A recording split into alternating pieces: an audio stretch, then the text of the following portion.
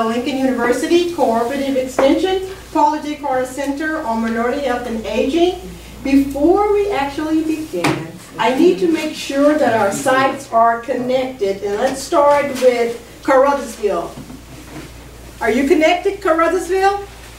Yes, we are. Well, good morning. Great. Let's move up. I'll come back to you guys a little later. Let's move up the virtual highway to Lilburn. Are you connected, Lilburn? Miss Ruth, are you there? I'm thinking, I tried to call the office and nobody answered the phone this morning, so I'm thinking they're not on. Well, we will continue up to Sykeston. Sykeston, are you connected? Yes, we're connected. Thank you. Good morning.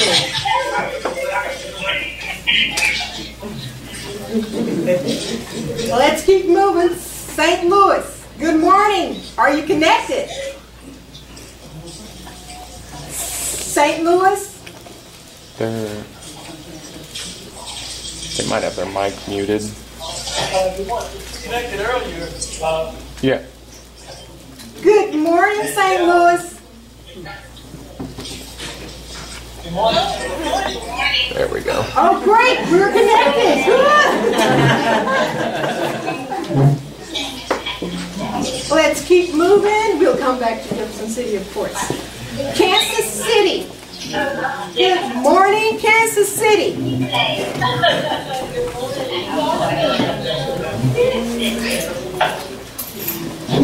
Kansas City?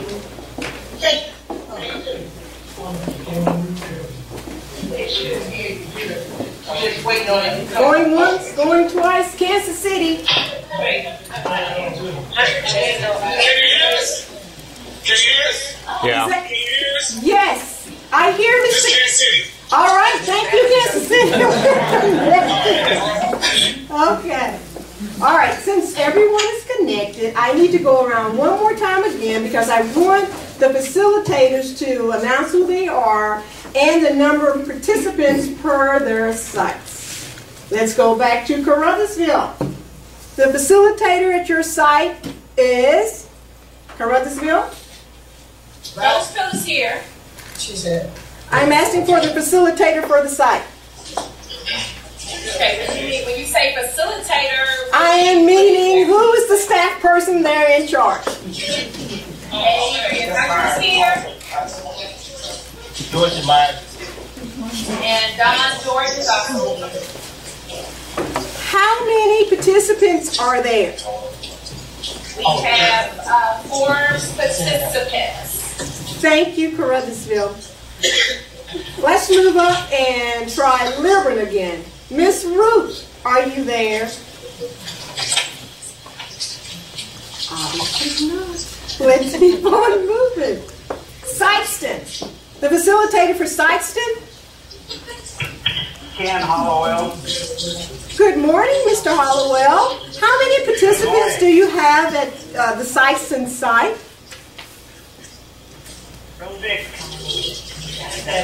7 participants at Sykeston? Yes. Thank you. Let's keep moving. St. Louis. The facilitator for the St. Louis area is? Can you hear us there? Yes. Mr. George Little, are you the facilitator for St. Louis? Yes. All righty, Yes, good. facilitator for St. Louis. And right now our screens are black. So we just wondered if you could see or hear us. Actually, we... You can hear us, but our screens are black. So it's rebooting. Okay. Okay. Thank you, St. Louis. Kansas City? The facilitator for Kansas City. Kansas City. The facilitator is Byron, but he had to step out of the room, so Arthur Jackson Jr. is facilitating right now. Well, all right. That's all right, too. Thank you, Mr. Jackson. Hey, we make it work. We make it work in Kansas City. Oh, I see. We have 23 participants. Oh, wonderful. Thank you, Kansas City. God, I can't do this.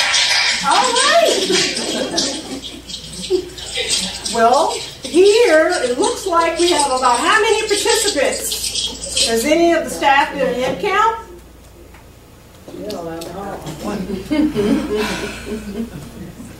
Well, almost 20.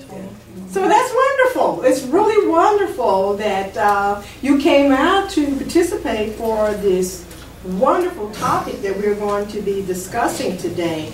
Before I introduce our speaker, who is a part of the LU family, I would also like for our partner from the Missouri Department of Health and Senior Services, Office of Minority Health, Ms. Valerie Butler, to give a greeting.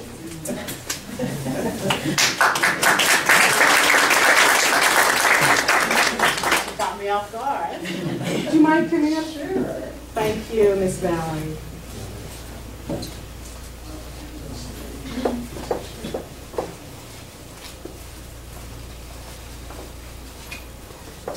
From the Office of Minority Health, Department of Health and Senior Services, I extend your greetings to this Lunch and Learn.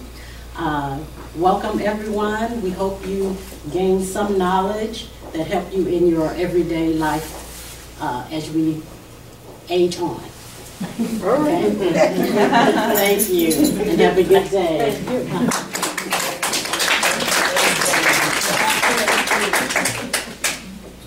Before I introduce our presenter, I would like to share some information.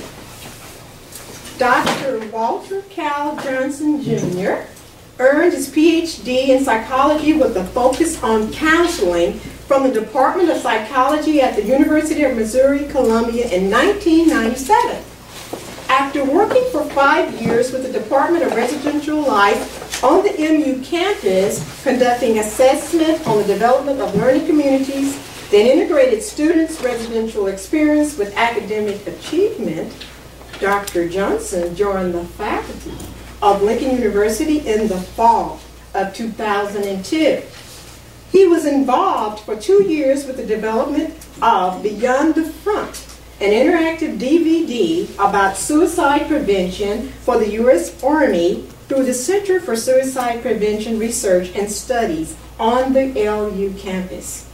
Dr. Johnson considers his main professional identity to be science educator, helping students to understand the process and useful application of the principles of scientific inquiry to the topics of human behavior and experience. His interest areas include personality development, abnormal psychology, tests and measurements, and the history of psychology as a distinct field of inquiry. Dr. Johnson has served as the department head for the Department of Social and Behavioral Sciences since 2008. Other interests include drawing, hunting, a wide variety of music, and history. Please welcome Dr. Walter Cal Johnson.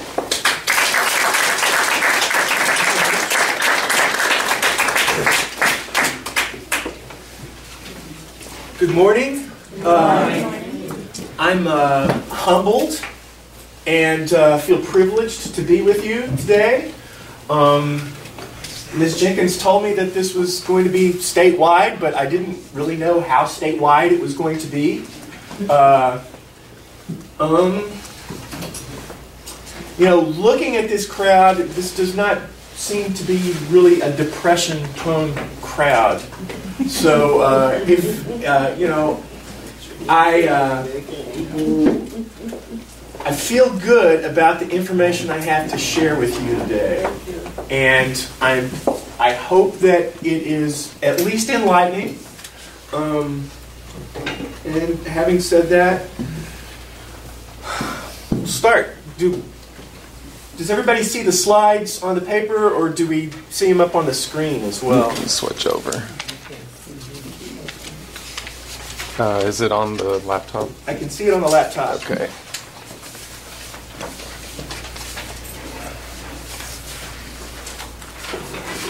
We're high tech.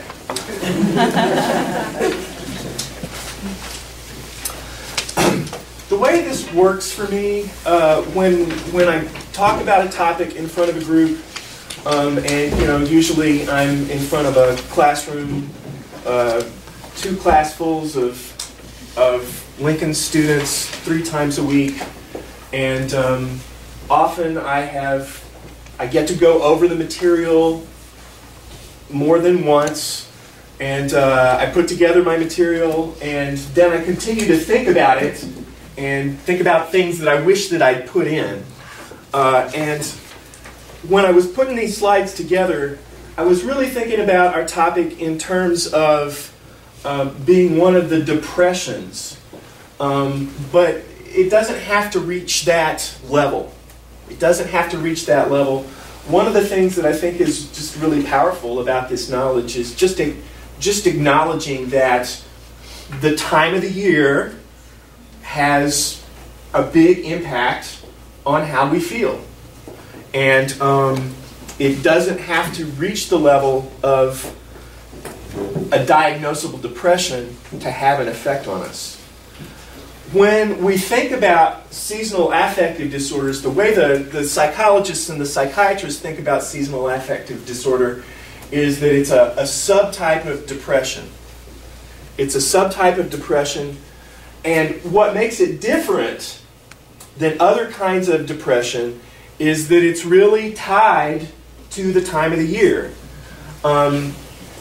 It doesn't have an official, in-the-book diagnosis, but enough research has been done about it that the people who do research say, okay, we're going to call this seasonal affective disorder if we get 2 episodes of depression, either in the same year or 2 years, one after the other, at the same time of the year.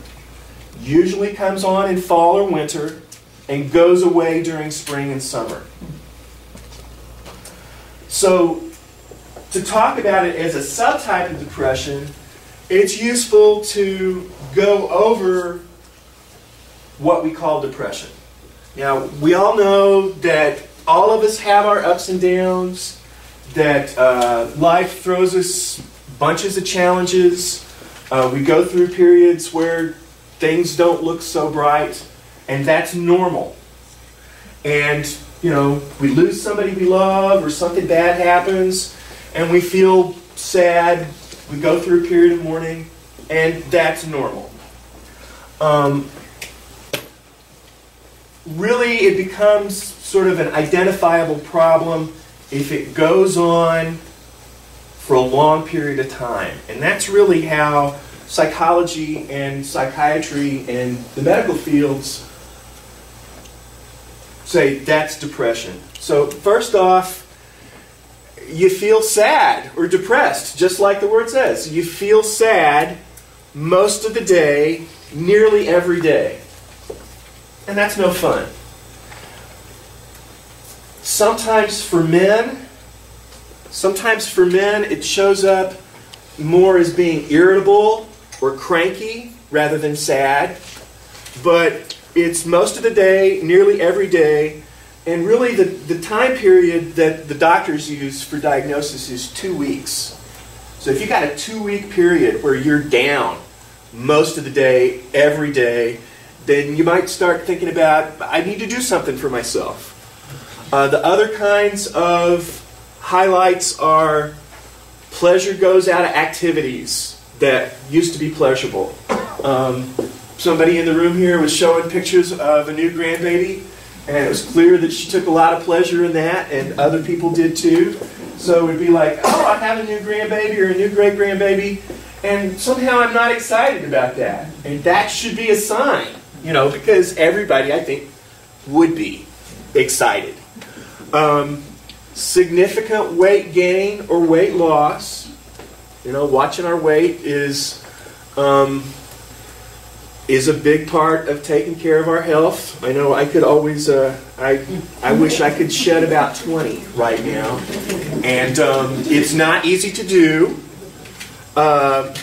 Feeling slow or lethargic. Just really, sometimes if you feel like, boy, I don't have the energy I had just a couple of weeks ago. It's really harder to get out and do things is a sign. Fatigue, loss of energy. So if you look at these three, significant weight gain or weight loss, feeling slow or lethargic, fatigue or loss of energy, those are sort of physical kinds of things that we would notice. The feeling sad is more sort of a, how I feel, how I talk about it. Feeling really bad about yourself. Feeling that you're just not worth very much. Or feeling guilty about things that really you wouldn't have any reason to feel guilty about would be a sign. Another one is trouble concentrating, and it's harder to get things done.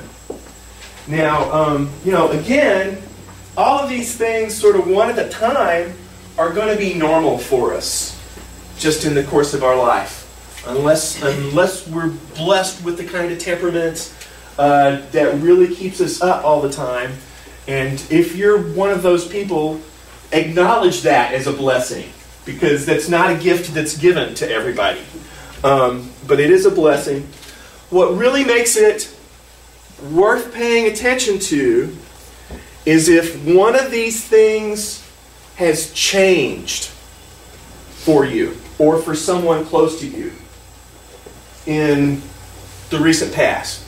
What makes it a medical condition is if you can say, 4 weeks ago, I didn't feel this way, and now, for going on 2 weeks, these things have changed.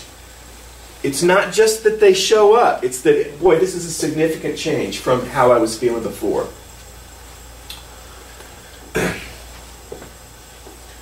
And I want to continue to I wrote my slides, I put my slides together as thinking about seasonal affective disorder as a condition.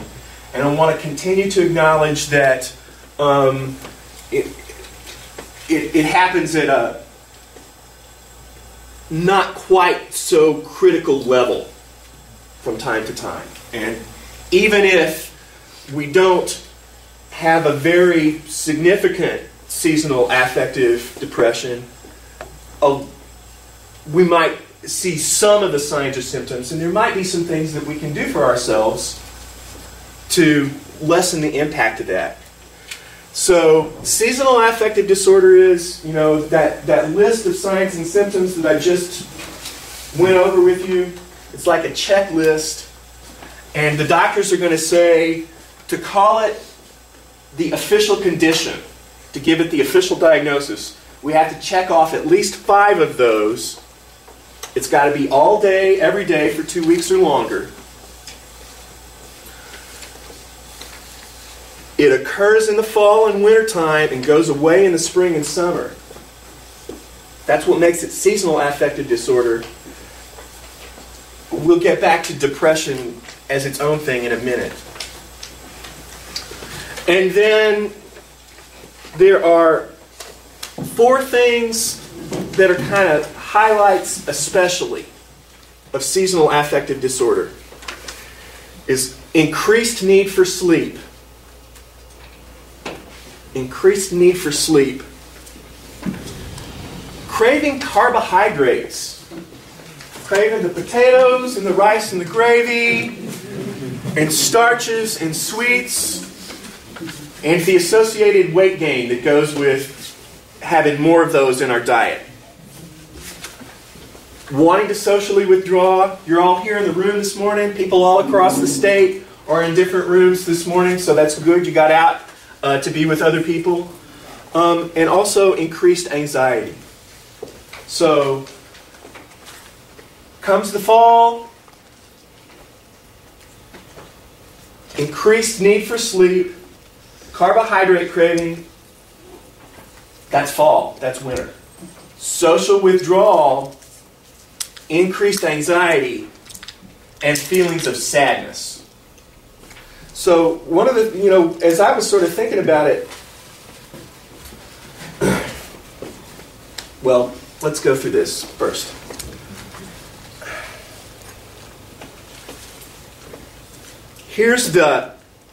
it's really serious numbers, and here's the rest of us who might experience some of these things. So the studies that have been done on seasonal affective depression show that it's either between 0.5% to 5% of the population. 0.5% to 5% of the population. So maybe some between 1 out of 200 people to 5 out of 100 people. But then when you start looking at that list of signs and symptoms and you don't check off all 5, maybe you check 3 or 4, then that number goes up to 10 to 20% of the population, which is a much larger number. 10 out of 100 people, 20 out of 100 people, that starts to be a significant bunch of us. There's, how many people in our room today? 30 it looks like. So we wouldn't necessarily expect to find one person, but we might in this crowd that says, oh yeah, I can check off some of those things, and it happens in the spring and summer. Like all of the depressions, women are more susceptible than men. That's just true of all of the depressions. My interpretation of the research is that has to do with some of the differences. Well, there's 2 things. One, the expectations and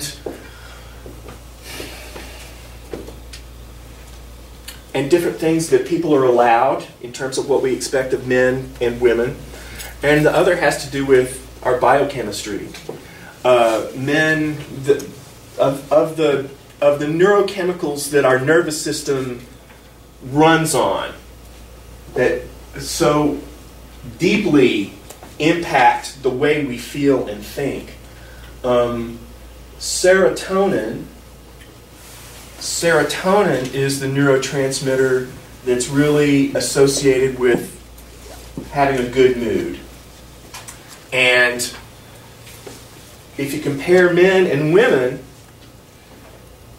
men have, on the average, 50% more serotonin in their system than women do. Men have this one particular neurotransmitter that's really, really important. Men, on the average, have 50% more than women. And other than testosterone and estrogen, other than the really sort of gender, sex-related hormones, that's the biggest biological difference in terms of body chemistry between men and women.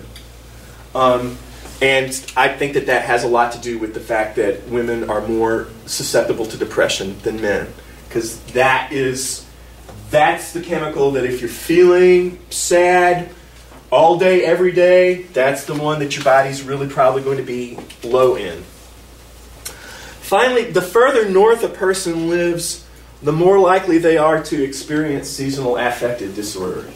And one of the things that occurred to me last night after I had sent Ms. Jenkins my slides is that I wish I had a globe. I wish I had a globe. Because I'm sure that we all remember from geography class.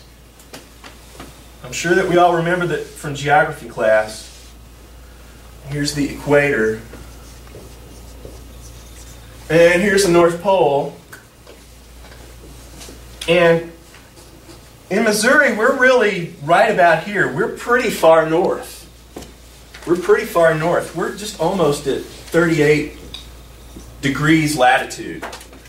And the farther north or the farther south somebody lives from the middle of the planet, the bigger the change in the amount of daylight as the fall comes on. So after the autumn equinox, September 22nd, 21st. We've got just about equal amounts of daylight and night. And then as we go further into the year, every day the amount of daylight gets a little bit shorter. And this affects our biology, including our brain chemistry, which most scientists think this really is at the root of why there's this subset of depression that happens in the winter and goes away in the spring. So I got on the internet and I looked at this. I chose sort of the fall equinox as the start point because that's when we've got just about half daylight and half night. So on September 22nd, we've got just over 12 hours of daylight. But we've started to lose light already. We lose about 2.5 minutes of sunlight every day, beginning about September 1st through October 15th. So the change in the amount of daylight is really the fastest from about the beginning of September through the middle of October. So on September 22nd, the sun rises at 6:57 a.m. and sets at 7:05, so we've got about 12 hours of daylight. Not quite 10 days later,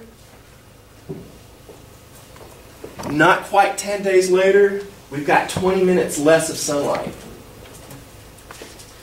When we get to the middle of October, now we're down to 11 hours and 11 minutes of sunlight. And on Halloween, we've gotten down below 11 hours. We're at 10 hours and 34 minutes of sunlight.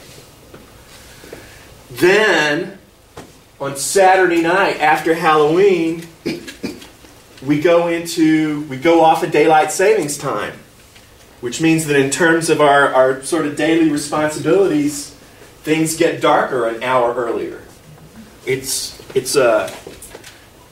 I like it because, and one of the things that I was thinking about this is that, boy, I really get affected by this pattern. I'm blessed in that I don't really necessarily get the depression part, but boy, I know that when September or October comes on, I gotta sleep more. I just gotta. And getting up before the sun rises gets harder and harder to do. It's just easier to get up when the sun is already up. And so right before daylight savings time, the sun isn't coming up until 7:35. And then the next Sunday night, we kick it back an hour. So now the clock says the sun is rising at 6:39, but now it's setting at 5:05. We're down to just about 10.5 hours of sunlight. We get to Thanksgiving. The sun, now it's not rising till about 7 as we're doing time, and it sets before 5 o'clock. We're down to under 10 hours of sunlight. And then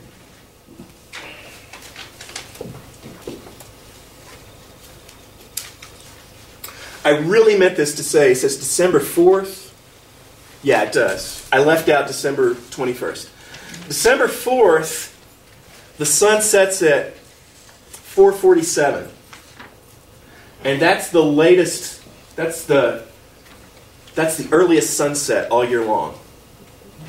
That's the earliest, there's like 3 days when it sets at like 4:47, and that's the earliest it goes. And I accidentally erased my line that said December 21st, which is the solstice. December 21st is the shortest day of the year. 3 days after that, 3 or 4 days after that, we have Christmas. But that's the least amount of sunlight that we have all year. And then slowly, at first, it starts getting just a little bit longer. and then the pattern repeats itself going the other way. It just happens 1 or 2.5 minutes a day, but over a period of a couple of weeks, it's like, boy, it's dark outside now. I get home from work, I could go outside and play in the yard with my dog, but now it's dark. Now it's dark. And I want to go to bed. I want to go to bed as soon as it gets dark. Sometimes I do. What this does to our brains, what this does to our brains, here's this little thing called the pineal gland, and the brain scientists call this the master gland. The pineal gland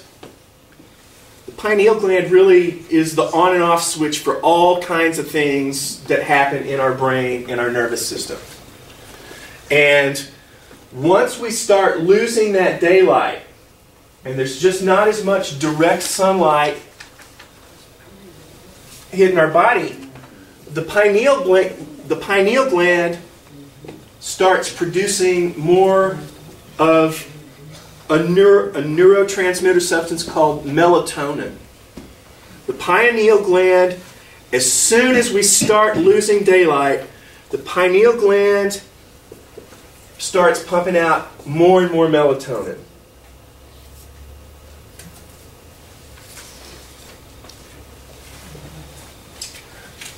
The pineal gland uses another chemical substance called tryptophan to make the melatonin. Where else do we get tryptophan? Turkey. And once you eat that big Thanksgiving meal, what do you want to do? Go to sleep. Because our brain is taking that tryptophan and turning it into our melatonin, and melatonin makes us want to go to sleep. Melatonin makes us drowsy. So, because the light is decreasing, we have more and more of this substance that makes us want to sleep. And this is probably the thing that makes seasonal affective disorder its own special kind of thing. Okay, so you don't have to have the most severe expression. But it's like, okay, through the fall, I'm having less energy, and maybe I'm not feeling as good. Maybe I'm not having as good a time, maybe even I'm taking it out on my loved ones. What can we do? And I hope that I'm setting up Dr. Navarrete. I think I am. I'm going to probably give a couple of things that will be precursors for that. But really, I could arrange this a little bit differently. It's really from things that we try first to things that we try later if we really are feeling really bad and it's not getting better. Light, diet, exercise, possible use of melatonin supplements, possible use of antidepressants. And so right now I want to say, you're going to see something in the slides over and over again, and that is, ask your MD. I'm not an MD. I have a PhD in psychology, but I'm not a licensed psychologist.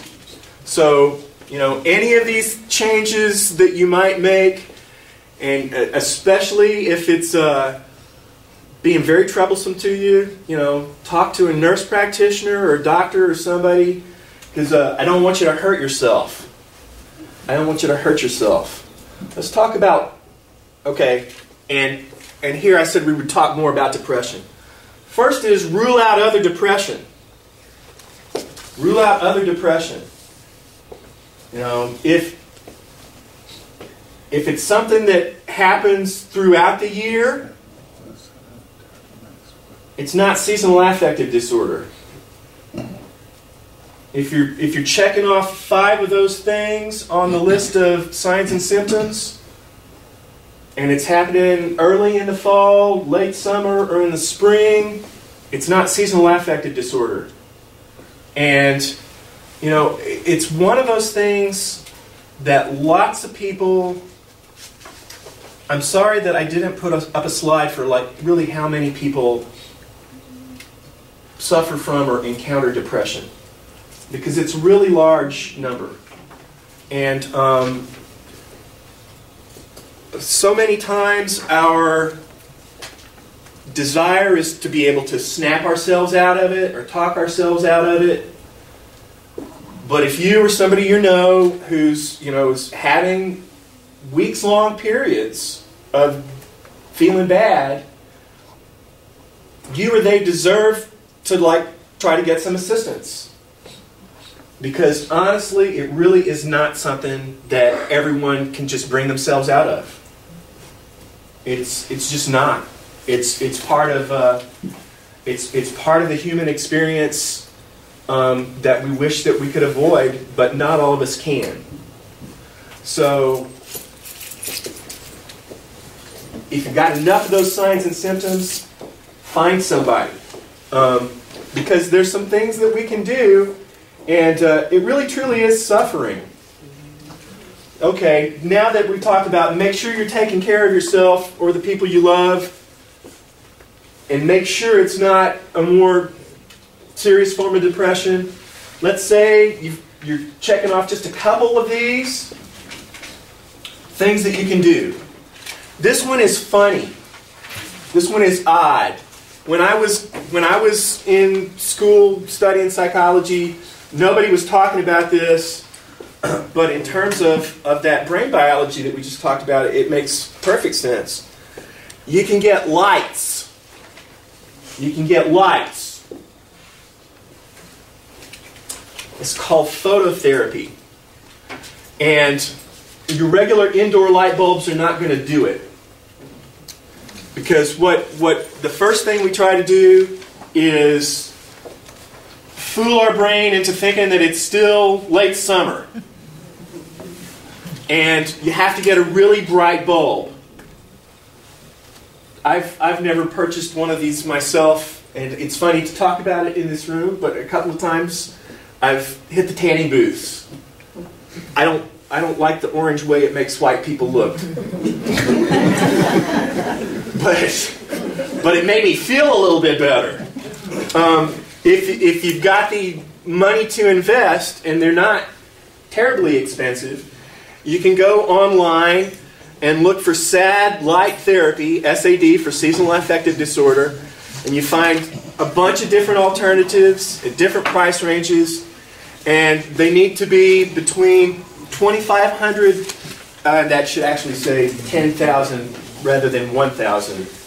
$10,000 is preferable, and that's really bright. But if you get one of these really bright lights, the recommended dosage is just about 10 minutes. Just shine it on your face for about 10 minutes in the morning, not at night, because that's going to mess up your sleep schedule. But first thing in the morning, put on your dark glasses so it doesn't hurt your eyes, and let that light go through your skin and into your brain, and tell your brain, turn down the melatonin. For people who really couldn't tolerate that bright a light, 2,500 lux bulb, if you can, hang out under it for 2 hours or more. And people who get help by this say usually it's just within a few days I can tell I'm feeling better. I've got a friend who uses this, and it helps him out a great deal. Here's where I'm setting up Dr. Navarrete. Diet. So we all know, we just got through that great Thanksgiving dinner with the turkey and the stuffing and the gravy and the mashed potatoes and the sweet potatoes and the broccoli and cheese and the cornbread and the rolls, and then we all went to sleep and woke up hours and hours later, and even though we love to eat that stuff and we call it comfort food, that's not really the very best stuff for us. If we're having this particular challenge, if we've got some sort of seasonal affective disturbance. what we really want is foods that are high in omega-3 fatty acids. Salmon is my favorite. Salmon is my favorite. But mackerel and herring also. If we can't get to the seafood, then cooking things in olive oil, making, having stuff with walnuts, flaxseed products give us that omega-3 fatty acid. Fresh meats and vegetables.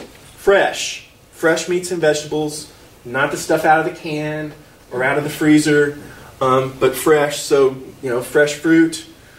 And maybe especially cabbage and beets, because it's got that particular B vitamin that is associated with depression resistance.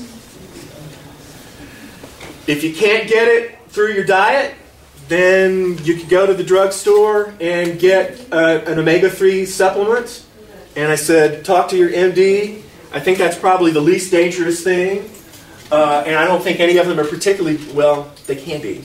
Any of the other recommendations, especially as we're, older. So diet would be number 2. And then exercise. And really, when I'm talking to a crowd that is dealing with aging, I know that you're not going to be running laps. My mom is 82, and she just bending over to put something in the oven last February broke 11 bones in her right foot. And I give prayers of thanksgiving that she didn't break her hip.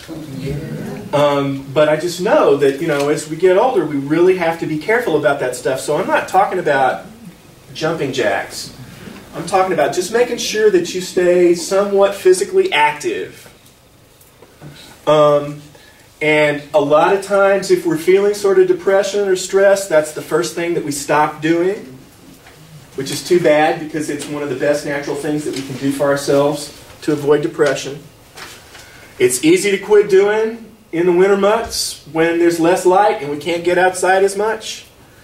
If you're coming from a full stop, it's just always good when you're choosing the exercise that's right for you to talk to your MD or your nurse practitioner or a physical therapy person or somebody who's really able to evaluate you and come up with stuff that's at the right level of activity.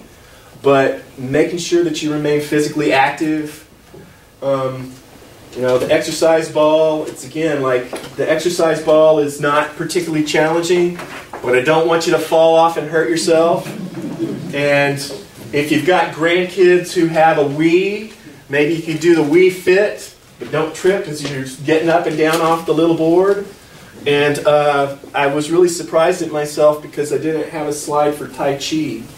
Because I've been doing that for years, and my teacher is really all about working with people all across the lifespan. My teachers are really about that for health, and I might talk with Miss Jenkins about maybe getting one or two of them to come talk to you at some point in the next few weeks, because they're good folks and it's good stuff, and it's gentle.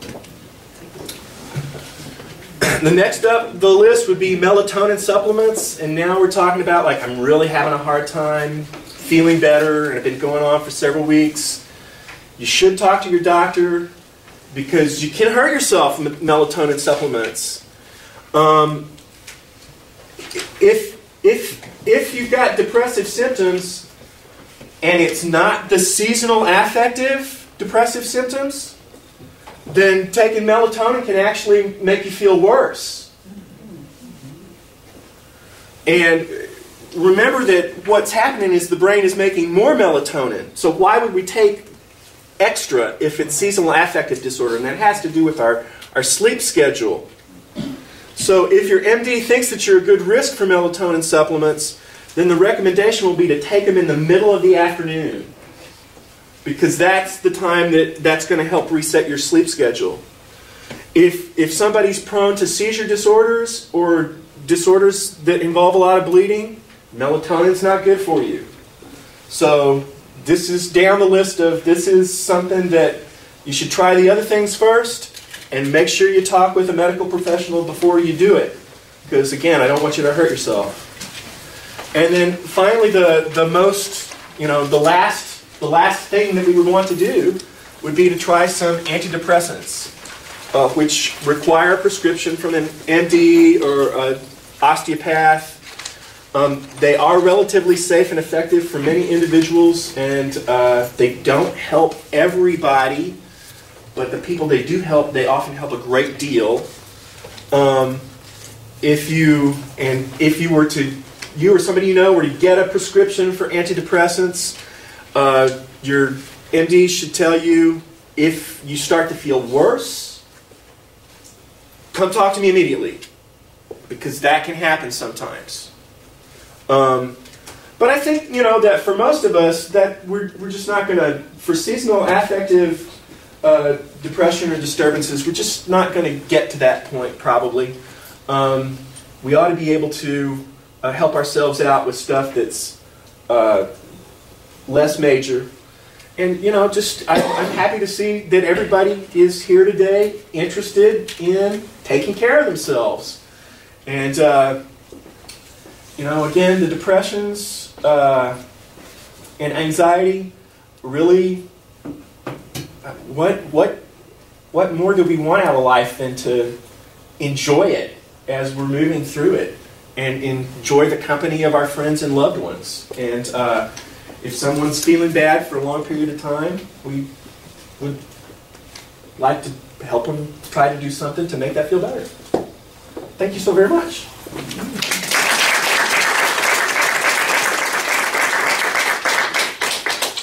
At this time, we will open up for questions. So we will start with Kansas City. Kansas City?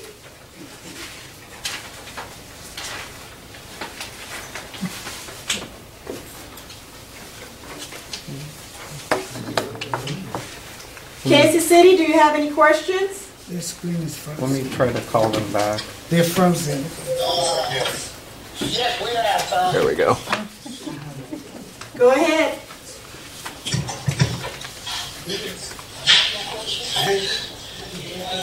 Anybody else got a question? No, we don't. Okay. Thank you. Jefferson City, are there any questions? I have a question. Okay, so you spoke, Dr. Johnson, of the melatonin that a gland in your brain creates.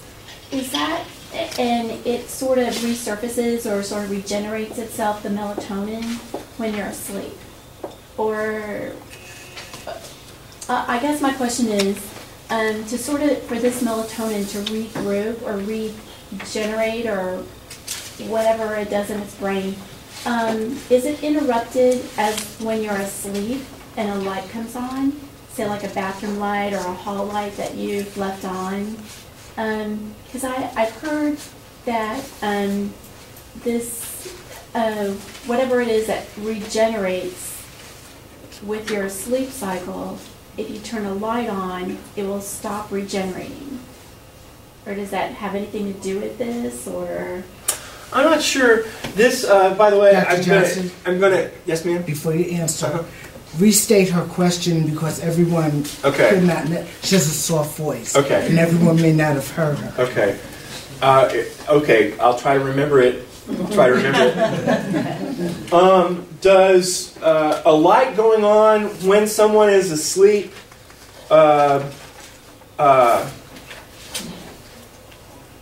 interrupts the melatonin cycle? Is that basically? Yes. Basically, yes. And that question comes from Michelle Schnur, who's the secretary in the Department of Social and Behavioral Sciences. So if you've got grandkids or great grandkids at Lincoln, they might run into her, and I told her to go see the presidential candidate, and she came to see this instead, and now asked a question that I don't really know the answer to. As stated. No, I think that it is true that... my mission is accomplished. Thank you. Thank you. This is my boss. Yeah. I take, actually, if you want good sleep, and we've got so much stuff, we've got artificial light, we've got television, we've got radio. If you want good sleep, and you're having trouble sleeping, it's good to start turning that stuff off 30 or 40 minutes before you get in bed. If you have trouble sleeping, then going to sleep with the television on is generally not a very good idea. And if you get waked up in the middle of the night and you turn on a light, like what if we have to go to the bathroom? If you can get by with night lights and without turning on the light, you'll probably get back to sleep better. Okay. I don't know how that really relates to the melatonin. Okay. And actually, as I was prepping for this yesterday, I was trying to understand exactly why it was. I was trying to understand exactly the explanation for why it was that we should take the melatonin in the middle of the afternoon. And I just wasn't getting it. So I said, well, I feel confident that that's when you should take it, so that's what I'll tell them. And also, and I know you're going to know the answer to this question, who coined the phrase seasonal affective disorder? I don't know. It may have been somebody, Levy, L-E-V-Y, because that's one of the first names in the history of publication, but I don't know. Is it kind of a North American phenomena, or is it... Well, I think I think it's like a northern southern latitudes. Not necessarily just a North American phenomenon. Okay. Michelle, somebody else has a question. So. Yes, sir. I have a grandson who had to take melatonin to get to sleep at night. Mm-hmm. Would that be seasonal affective? That's some other condition. The question was, a grandson takes melatonin to help sleep at night, and would that be seasonal affective disorder? And I don't necessarily think that it would. I don't necessarily think that it would. I think that would be probably some other kind of sleep disturbance. And, the medical people will say, give this a try, because it does trigger drowsiness in sleep. Yes, ma'am. I'm a light sleeper. Uh-huh. Does it mean that I have... what would you recommend that I do sometimes? When I go to bed, it takes me a long time to sleep. Even the light from the street bothers me. Right. And I started doing some stretching before I go to bed, but I don't really know what extent that can be helpful. I would really probably do the exercise in the morning rather than in the evening. I used to have a lot more... I might talk with somebody medical about maybe using melatonin if you're feeling like you're not getting enough sleep. I for a while had problems with waking up about between 3 and 4 and not being able to get back to sleep. And some people will get up and turn on a light, and I don't think that's the recommendation. That's not the recommendation in the literature. And if you do any kind of meditation, even just paying attention to your breathing, I think it's better to stay there and drowse and try to just breathe deep than it is to get up and move around, because sometimes, we get our deepest sleep earliest in the evening. We get our deepest sleep after we first go to sleep. And it's that later in the morning sleep that as we get older, we don't get as much of. But it's really the first 3 or 4 hours that we get the deepest sleep and the sleep that we need the very most. And you're talking about, I'm having trouble getting there. I don't know, I might check a medical person and see, you know, should I try some melatonin? It's good to have a going to bed ritual. You're talking about stretching. It's good to, you know, all right, here's the things I do when I'm going to bed. Turn off the TV, and just so kind of get into a habit of, I'm going to sleep now. You bet. Dr. Johnson. Yes, ma'am. I hear the music, quiet music will help you to go to sleep and quieten down. Is that effective? I think that depends on the person. Certainly loud stuff doesn't. Do you use that? No. Does anybody use that? Quiet music? I do. Yeah. You do? Okay. Quiet music. And you know, that gives us something to pay attention to without having to think really hard about it. And that's an important part of the going to sleep process. Is that our real concentrated thoughts. If you're thinking really hard about something, it's going to be difficult to go to sleep. And that shows up in the brain. That's in the brain activity. So I think it works for some, but maybe not for everybody. I can't do it. Yes, ma'am. Overall, are you saying in the case where you're getting this extra pumping of this melatonin, are you saying the key things to try to really balance it out during the winter time? Yes. The key thing is to balance it out. You know, and so for instance, and this is what I was really trying to understand. It's like, why, if we're making more melatonin, does taking melatonin help? And I can't tell you as exactly as I would like to, but it has to do with how melatonin regulates the sleep cycle and the time of day that the brain is producing most melatonin. So what I was reading, I was really understanding it to be saying that it's the late sunrise that causes the problem. It's the late sunrise and the brain's reaction to the later sunrise that really causes the problem. And so in order to rebalance that schedule, it's a middle of the afternoon dose. And again, if it's not seasonal affective depression, if you've got other depression, then you don't want it because it's going to make you feel worse. I think so. For the sake of time, let's keep moving to the next site, St. Louis. Yes, we have a couple of questions here. I have a comment.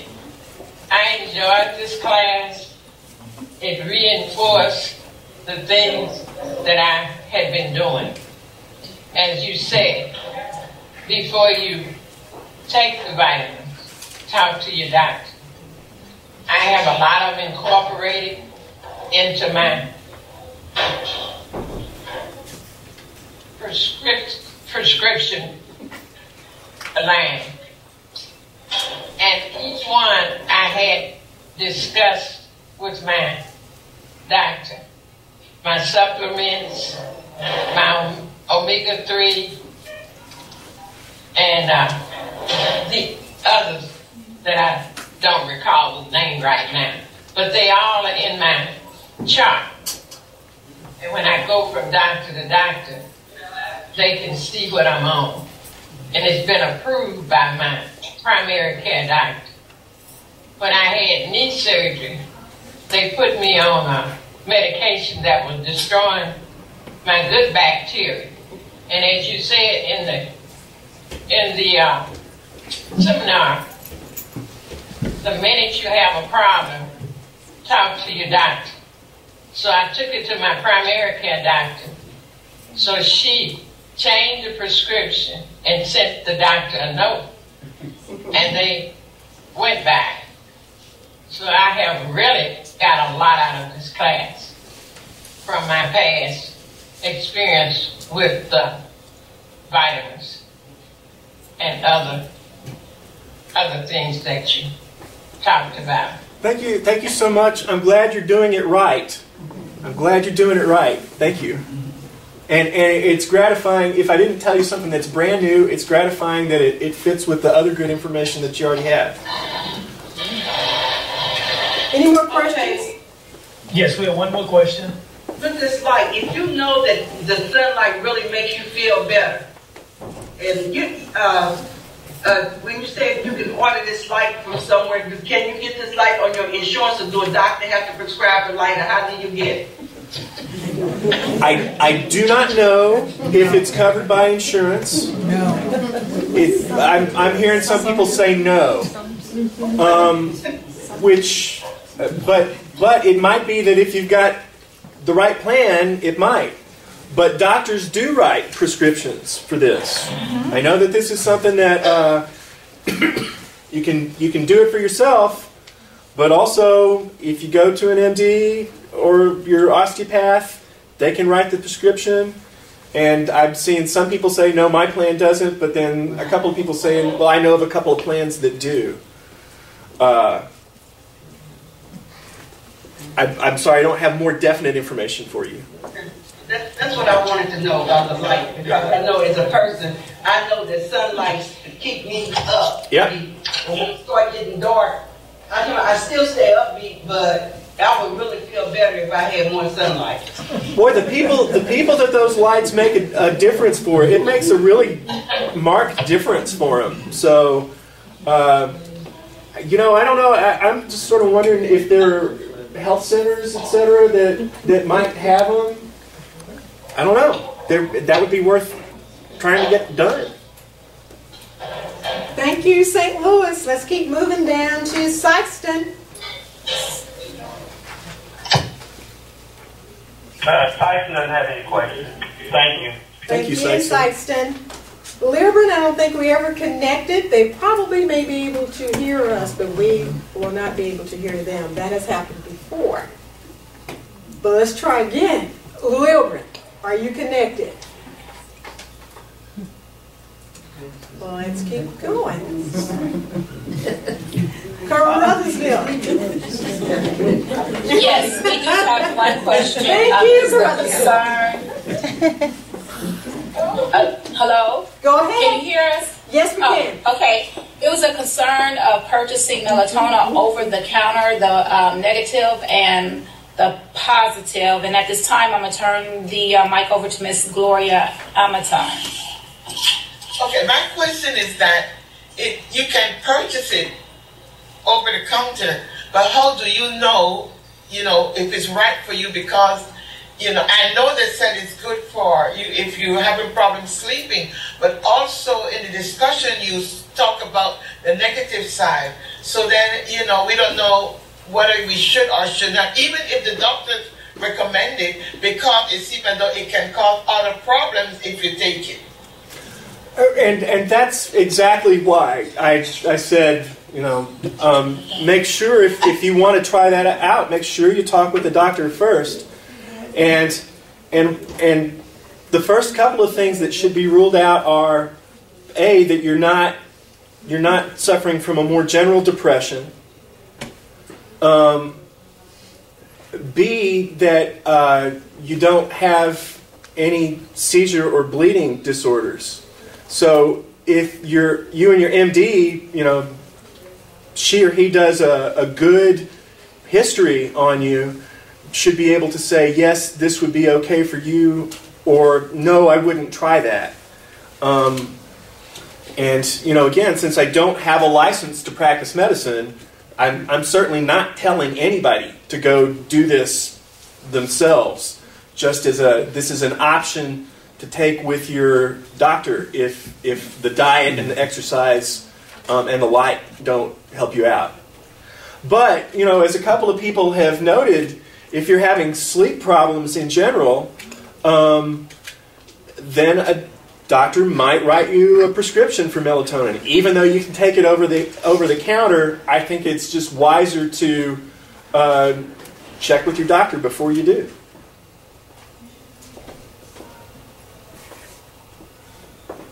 That help? Thank you very much. Thank you. Any other questions? Yes. Any more questions? No more questions. Thank you. Thank you, Carruthersville. At this time, if there are not any, we have one more question. No, I have a comment. All right. I'm not being braggadocious, but thank the Lord, I am blessed with no sleep problems. When I hit the pillow, I go to sleep.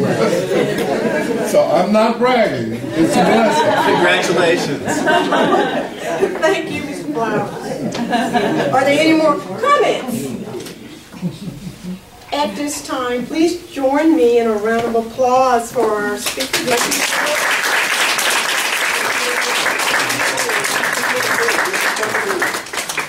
I'm sorry I can't stick around for the rest, but I gotta go teach my students. We can teach you one thing or two to fight depression too with the cards. That's what I'm sorry I'm gonna miss that because. We'll have it in the. Oh, I'm so sorry. Because I know you know your stuff. At this time, this is an opportunity, of course, to complete your first evaluation and also to select a door prize winner from each site. So we probably will disconnect for about 5 minutes so we can go ahead and select a door prize winner, and we will reconnect in about 5 minutes. Don't disconnect. Don't disconnect? Just, please. So, I was informed adamantly to not disconnect. So we will not disconnect. Just mute. Yeah. Thank you.